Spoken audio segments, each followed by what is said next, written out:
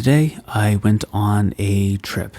It wasn't the trip that I had intended to take, but I was really short on time, unfortunately, and instead of having the 6 hours I needed to take the trip I wanted to do, I only ended up with about 3 hours.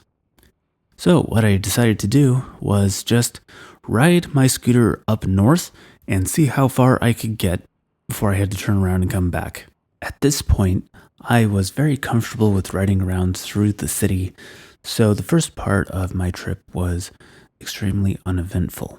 But there was something that I wanted to try, and that was going over those grates on drawbridges. I've heard that they can be slippery, and there was a grate on a drawbridge along my path. I would like to thank the sponsor of today's video, Western Rise. Western Rise makes quality apparel for the modern one-bag traveler so they can carry less and experience more. I have owned their Classic Evolution pants for over a year and absolutely love them. The Classic Evolution pants are men's casual travel pants that dresses up enough to get through any meeting, yet is rugged enough for any outdoor activity.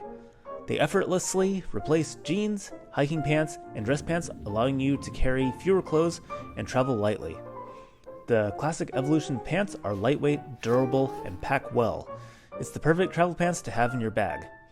If you are interested in trying out the Evolution pants or any of their other apparel, go to westernrise.com/ColinAdventures15 and use the discount code ColinAdventures15. You will get 15% off your order. Links are below. Once I got to this bridge, it actually only had a very small area of grading, and as it turned out, it was totally fine. I didn't notice the scooter slipping at all. Then again, I didn't really have to maneuver at all, so maybe it really wasn't a big deal. I'm not really sure, but it felt just fine to me. Anyways, I decided to continue north out of the city and head towards the water. I decided to follow the water as close as I could and just see where it would take me. This is definitely the type of riding this scooter was meant to do. It's a lot of fun going around the corners, around the curvy roads, and all of it happens at speeds of less than about 40 miles per hour.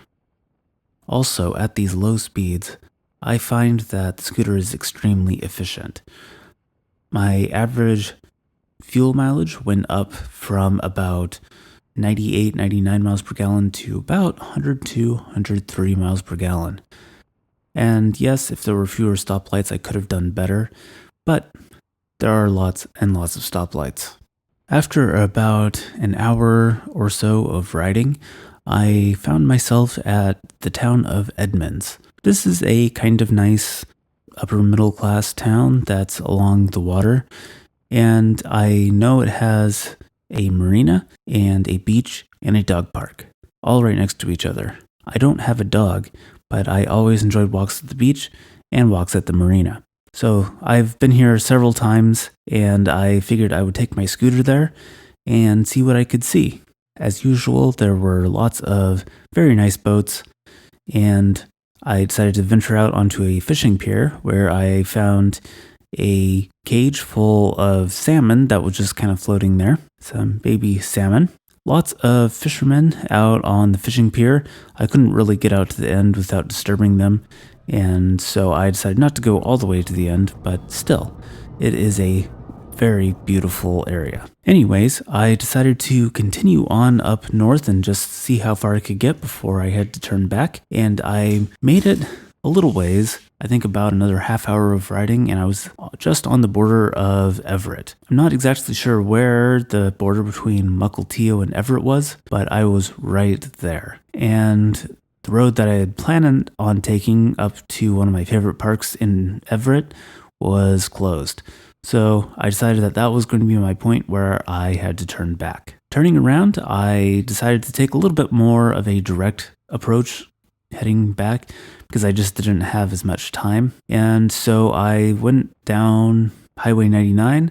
I accidentally got myself onto a freeway for a little bit, and I've found that actually going onto the freeway, if I kind of tuck myself behind the windshield, it actually feels a lot more stable. The bike doesn't get buffeted quite as much by other vehicles on the road.